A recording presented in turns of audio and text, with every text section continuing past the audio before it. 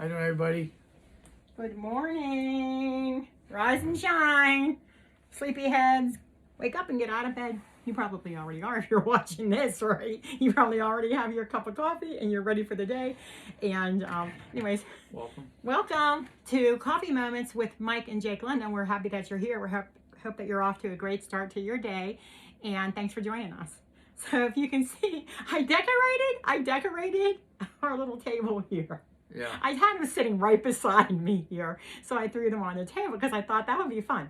So we have Minnie Mouse as Bunny Rabbit, and we have our little leprechaun here. And so I thought we would talk about holiday traditions because there's so many of them that everybody does.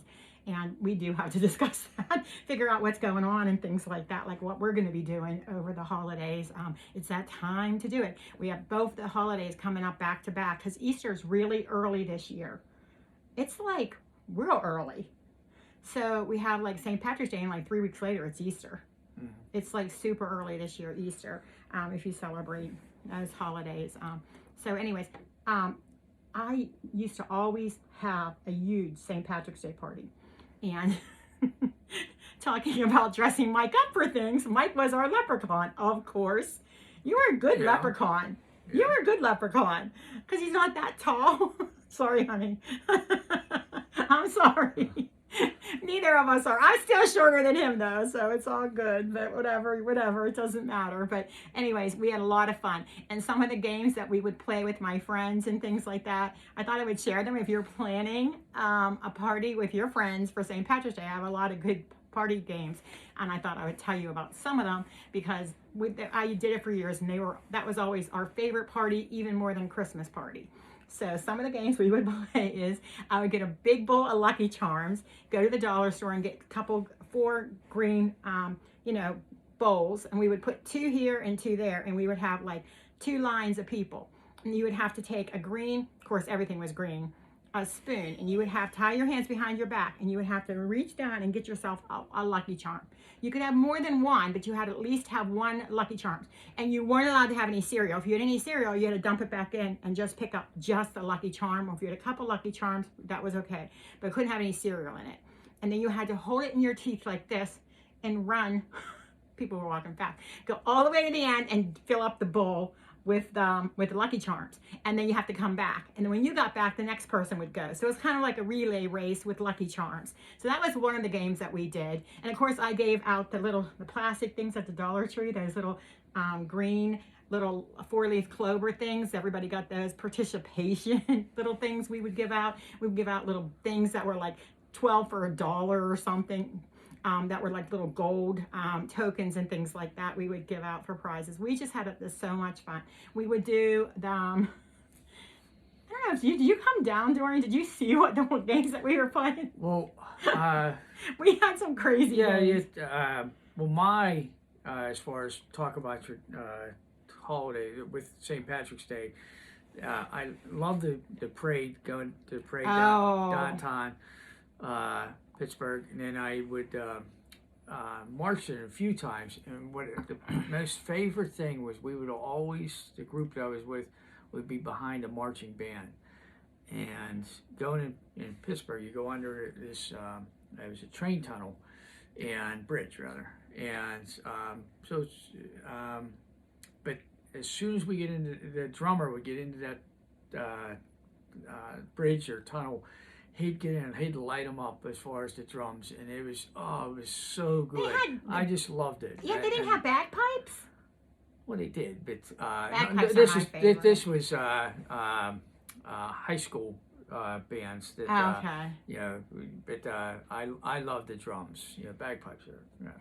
I love bagpipes. But I love that. And just everybody, if the weather's nice, it's just... There was a bagel place down there, and I remember I went down one time. I think I was in high school with my girlfriend, and they were throwing like green bagels at everybody. And we were so happy. They were individually wrapped. We were like so happy because we each got one. And we were like eating the green bagels, watching the parade. Well, it's kind of like a Mardi Gras. They're throwing, a lot of times they're throwing the beads. The necklaces. That's a wrong holiday. Yeah, no. They have to. They still do it for St. Patrick's Day? Okay. All right. I guess all bets are off on St. Patrick's Day. Everybody is Irish on St. Patrick's Day. Yeah, that's true. Everybody is Irish. Or whatever day the St. Patrick's Day parade is. Yeah, well, it is true that everybody is Irish on St. Patrick's Day, and everybody should have good luck. And one of the things that I do, and I always tell you, sometimes you remember before me now, because we've been together quite a while, but on the first of the month, I say Happy Rabbit Rabbit Day. And you have to do, it only works, apparently, Superstition says, it only works if you do it the very first day of the month. If you say Happy Rabbit Rabbit Day, it gives you good luck for that entire month. It doesn't work if you don't say it. If you say it on the second and the third or the fourth, too bad, you're out of luck. You have to say it on the first of the month. So my son, he always is texting me, Happy Rabbit Rabbit Day, Mom. Or if I don't catch him, I'll tell him. We always have to try to remind, whoever remembers first in the morning has to tell everybody not to forget to say it. Because you have to say Happy Rabbit Rabbit Day before the end of the day on the first of every month to have good luck. So that's something that kind of reminds me of St. Patrick's Day, but we do it year round. And it's a really fun tradition. What about Easter? What do you do for, what did you, growing up, what did you do for Easter egg hunt and stuff like that? No. Did you see that? No. I guess that's a. What I remember is the family dinner. The family dinner. Cooking. My mother would be cooking most of the day, and the family dinner. But no, we didn't do it. You didn't do Easter egg hunt? No. Aw, I feel sorry for you. I'm gonna do an Easter egg hunt for you this Easter. No. Yes, I am. What will I put in it? What will I put in it? Yeah. Now I remember my kids. My father-in-law at the time.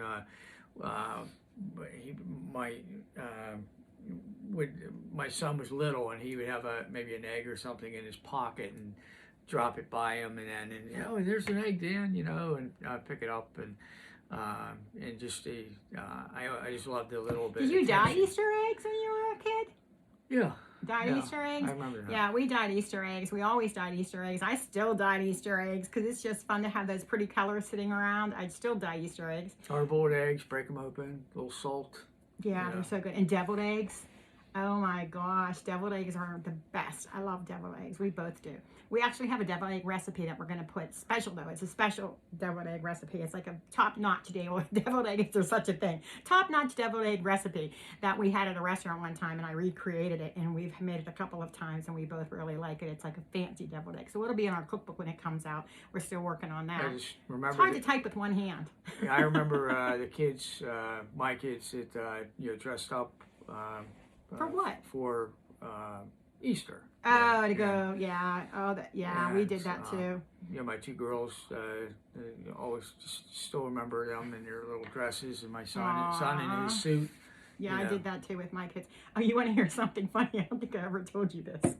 So, back in the day when you said everybody used to get dressed up, it reminded me of this. So my mom and dad bought my older sister's Easter hats, the straw hats. We'd have the white gloves and all of that. And so everybody, would get dressed up to the nines and go to church and then have a big meal afterwards for Easter. And then they came home from the store and they put their hats on the dining room in the corner, I guess, on their hat boxes or whatever. But my sisters really wanted an Easter bunny for Easter. They really wanted a pet rabbit. So my parents gave in and got them a pet rabbit. So it had gotten out of its cage. And in the morning, when it was time to go to church, the rabbit had gotten into their hat boxes and ate the straw hats. They ate the hats. The rabbit ate the Easter hats. So that was pretty funny. The rabbit ate my sister's Easter hats. So that was, I guess after that, she probably bought the plastic hats. I don't know. But they had a rabbit for a while there. I don't know how long that rabbit lasted. I don't remember having them that long. That might have been me. And then another funny story is my mom would buy us, we would get like mostly Hershey chocolate in our baskets, but there was an expensive, well, I think it was a little pricey, like very good candy, because here in Pittsburgh we have Sarah's, and if you're in Pittsburgh, you love Sarah's. Jaffin's too. Jaffin's is good too. We have good chocolate here in this area. But anyway, so they would buy us a few pieces of that. But most of our basket was like Hershey candy and Reese's cups and things like that. But a couple pieces, we would get like a cross and a little Easter bunny or whatever sport we were into. Like we like to roller skate, we'd get like a little roller skate. And that would be like good chocolate. We'd get a couple pieces. And they would, be in the little cellophane things and stuff. So we'd get a couple pieces like that. That was really special because we didn't really get that much.